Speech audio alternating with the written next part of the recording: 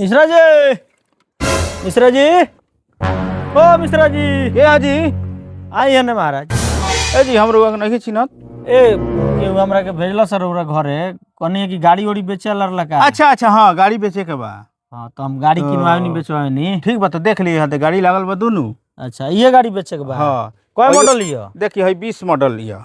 20 model? हाँ ई कबाड़ खानी हो गइल बिया। बाप रे डॉक्टर साहब चलावेलन गाड़ी। अच्छा हाँ केहू डॉक्टरो बकार हो हाँ जी। अच्छा आई आउ ये 24 मॉडल। अच्छा हाँ देख ली वो नया गाड़ी है। तनी नया लागत या का मांग बा एकर? देखी हेकर अगर रियल रेट रुआ पूछा तनी तो हाँ। 20,000 रुपया लगी एकर। 20,000? हाँ एकर एकर 70,000 लगी। 70,000? हाँ तो देख ली जौन ले के बतौन। ज्यादा मांगत तनी। अच्छा जब ज्यादा मांगत है तो रउरा अपन देख ली कितना लायक बा ओहि हिसाब से हम रउरा बताई कितना में हई दे देम, हइये बेचवा देतनी, हटाई ना हो माने रउआ ले के बा। ना माने केहू के कस्टमर दिवाई के ले, भाई दिवाई के बा। एक आदमी बाड़े बेचारू तो- जालन कमायो मैनु तो गजन होला साइकिल से जालन तो सोचनी हम करा के गाड़ी दिवा देखी, दिया ई कहले गाड़ी- रहलन। ई गाड़ी सब ओके बा एकदम कुछ में खराबी नहीं है। अच्छा है नो रात दिन हाँ। चलबे करला गाड़ी। हाँ हाँ हाँ, ज्यादा किलोमीटर ना चला थोड़ा दूर तो छोड़ी 20,000 मंगले में 15,000 रुपया दिवा दे। 15,000? हाँ हाँ तो उनकरा लायक ठीक भी है। जानी? ठीक बा हम जा तनी सेटिया के उनका के लिए आवे। ठीक बा हाँ तो जाई। लेके आवत तनी, माने रउरा कुछ मत बोले, माने 15,000 रउरा चाही।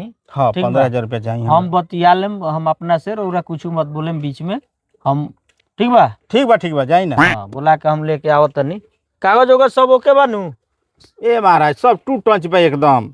ठीक बा इंश्योरेंस प्रदूषण हाँ सब ओके बा। ठीक बा हम बुला के लेके आओ। ठीक बा ठीक बा आई जल्दी है। जल्दी आएम जल्दी हाँ। सब कागज वगज सब निकलवा के सब रखी। बाटे हाथे जेब में रख ले बानी। हाथों हाथ देखी। हाथों हाथ किनवा एकदम हाथे देतनी। कागज होगा सब ओके बा।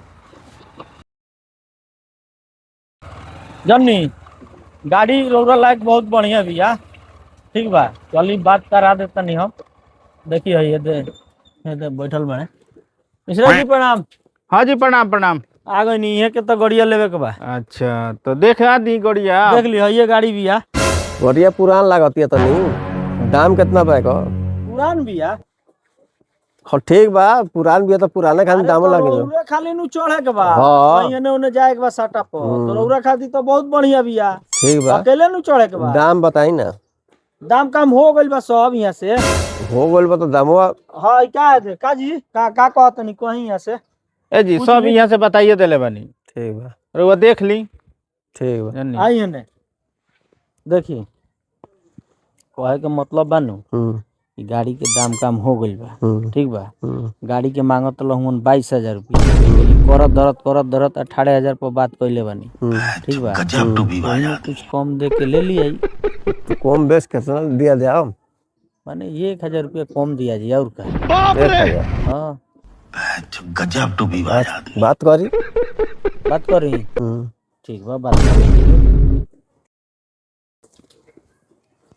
वहाँ के कहत नहीं हाँ। कि ले आइए जाओ तो का कहत नहीं। तो ठीक बा दिया पैसा दिया। हाँ कागज बा हाथे। कागज वगज सब निकाल के रखी। कागज होगा सब ओके बा। देखिए पैसा हम लेके आओ तनी। इंश्योरेंस प्रदूषण सब बा। ए जी हम्म पैसा वैसा दिया हो। दिया जाई ब्रेक और सब लूज बा एकर कुल अरे खर्चा। तो कसवा दिए सब हो जाई। हाँ तो खर्चा कुछ होई तो दिया जाए पैसा। वही में 500 कम दिया ना 17,500 दिया ना हम बानी नु संभाल लेम। ठीक बा ली ना पैसा। गिनी गिनी रहुआ कितना भाई? गिनी 17,000 बा। 500 दी। 500 खर्चा ना कटाई। अरे तो 500 नु कटाई 500 दे दी। दी ये 10 के नोट काहे देते नहीं? ना तो ये है बोरले बा खुदरा धर सब ले ले हटाई। 500 हो जाई। चलिए ठीक बा हम देख लेते नहीं। ठीक बा ठीक बा। ए जी हाँ जी पैसा वैसा सब मिल गई। मिल गए पैसा। हाँ। भाई पूरा माने 14,500 रुपया बा। 14,500 बा नी। हाँ गिनक पड़ी क्या? 500 कम बा मान ली में खर्चा उर्चा बा। ए महाराज ये में काट देनी 500। अरे तो उमे खर्चा बा गड़िया में सब ब्रेक उरेक सब तेल बा ऊपर लूज बा सब चीज तो उमे खर्चा ना लगी।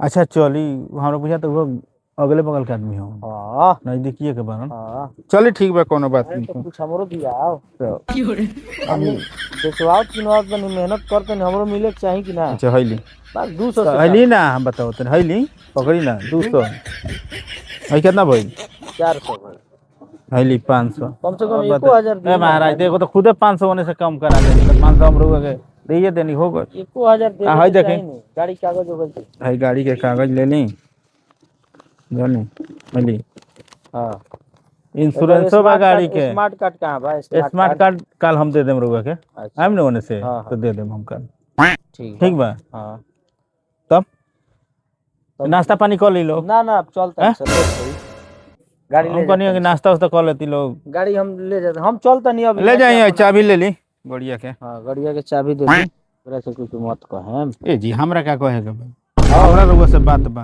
तो फिर दूसरा तीसरा से क्या कहेगा हैली चाबी हो गई सब चीज ठीक बा जौन गाड़ी के कागज बा स्मार्ट कार्ड काल मिल जाई काल मिल जाई यहाँ के दे देम ठीक बा ठीक रोरा अपन लेके आई हम चलते नहीं ठीक बा ठीक रोरा चला के आऊंगा गजब टू भी आदमी